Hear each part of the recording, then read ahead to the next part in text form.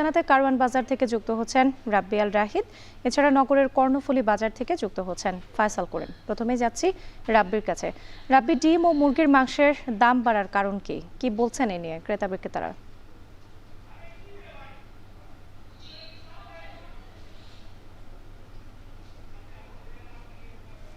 রাব্বি, আপনি আমাকে শুনতে পাচ্ছেন? ডিম এবং মুরগির মাংসের দাম বাড়ার কারণ কি বলছেন আসলে?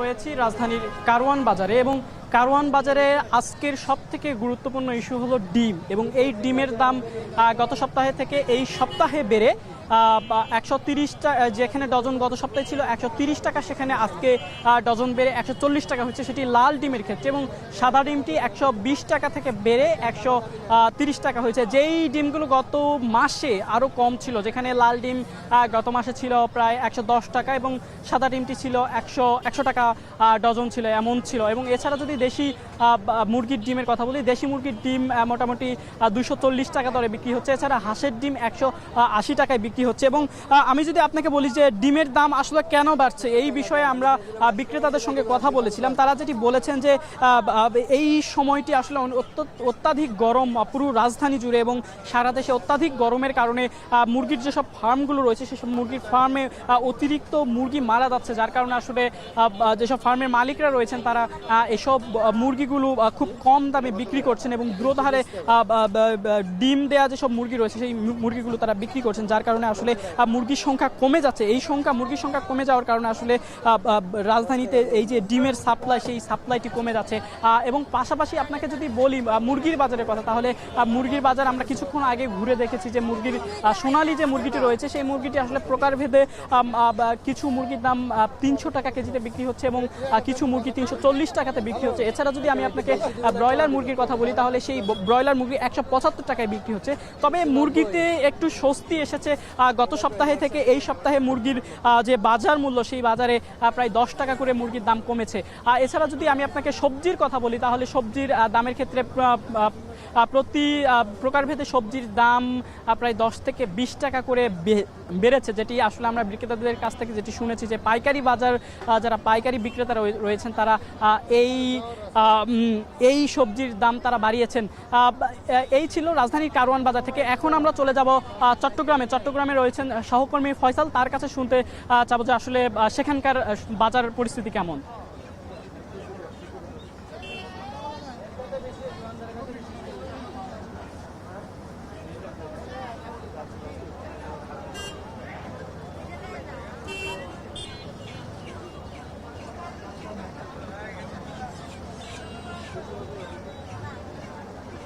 এর আগের যে বাজার, সেটিতে অধিকাংশ মশলার দামই এখনও স্থিতিশীল আছে বলা চলে। তবে যেটি দেখছি যে আদা এবং রসুনের দামে কিছুটা বাড়তি দাম দেখা যাচ্ছে। আমরা যেখানে যেটি দেখছি যে বিভিন্ন দোকানে বিভিন্ন দাম, কারণ বিভিন্ন খুচরা দোকানে কিন্তু বিভিন্ন পাইকার থেকেই তাদের পণ্যগুলো সংগ্রহ করে থাকেন। এক্ষেত্রে আমরা যেটি দেখছি আদার দামটি বাড়তি দেখা যাচ্ছে বিভিন্ন দোকানে।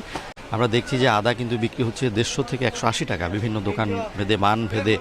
এবং গত সপ্তাহে এই আদার কিন্তু ছিল 110 থেকে 130 টাকার ভেতর, সেটি কিন্তু কেজিতে প্রায় 30 থেকে 50 টাকার মতো বেড়েছে বলা চলে। এবং রসুনের দাম আমরা দেখেছি কিছু কিছু দোকানে 20 থেকে 30 টাকা বাড়তি দামে বিক্রি হচ্ছে গত সপ্তাহের ব্যবধানে যদি হিসেব করে। আর এলাচের দাম বেড়েছে বিভিন্ন বাজারে। এবং আমরা দেখছি অন্যান্য যে মশলাগুলো আছে সেগুলো কিন্তু কিছুটা স্থিতিশীল আছে। তবে কিছু কিছু দোকানে আমরা যারা ব্যবসায়ী আছেন তারা বলছেন যে মশলার দামও কিছুটা বাড়তি পেয়েছেন তারা। বিশেষ করে এখানে যে মশলাগুলো আছে বা আদা রসুন আছে সেগুলো কিন্তু বিভিন্ন সময় কিনে থাকেন এখানে যারা বিক্রেতা আছেন। কেউ হয়তো গত সপ্তাহে কিনেছেন, কেউ গতকালই কিনেছেন। সেই হিসেবে আসলে দামের যে পার্থক্য সেটি চোখে পড়ে। এবং এখানে এসে আসলে যেটি ভুক্তভোগী সেটি হচ্ছেন ক্রেতারা, ভুক্তভোগী হচ্ছেন বিভিন্ন দোকানে গিয়ে তাদের বিভিন্ন দামে পণ্যগুলো কিনতে হচ্ছে। সেক্ষেত্রে অনেক ক্রেতা অভিযোগ করছেন যে আসলে কোরবানের আগের বাজারকে হিসেব করেই কিন্তু অনেক বিক্রেতা, অনেক অসাধু ব্যবসায়ী এটির দাম বাড়িয়ে থাকে। তো সেই সুযোগ যাতে না নিতে পারে সেই জন্য তারা বলছেন যে একেবারে খুচরা বাজার থেকে শুরু করে পাইকারি বাজার প্রত্যেক স্থানেই কিন্তু বা প্রত্যেক স্তরেই যাতে তাদের যে বাজার মনিটরিং কিংবা অভিযান সেগুলো যাতে জোরদার করা হয় এখন থেকে সেটি যাতে শুরু করা হয়।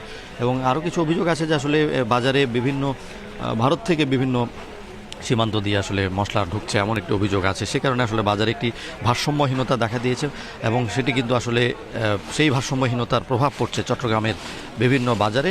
আমরা দেখেছিলাম যে আসলে খাতুনগঞ্জের বিভিন্ন ব্যবসায়ী অভিযোগ করেছেন এর মধ্যেই যে আসলে সাম্প্রতিক সময়ে যে ভারতের বাজার থেকে আসলে চোরাপথে বিভিন্ন মশলা ঢুকছে, যেটি আসলে মশলার বাজারকে অস্থিতিশীল করার একটি শঙ্কা রয়েছে। তো সব কিছু মিলিয়ে আসলে আমরা দেখছি যে এখনও সেভাবে বাড়েনি, বেশিরভাগ মশলা এখন স্থিতিশীল আছে এবং তেলের একটি সংকট আছে। তবে সব মিলিয়ে বলা চলে আসলে মশলার বাজার চট্টগ্রামে আদা রসুন ছাড়া স্থিতিশীল রয়েছে।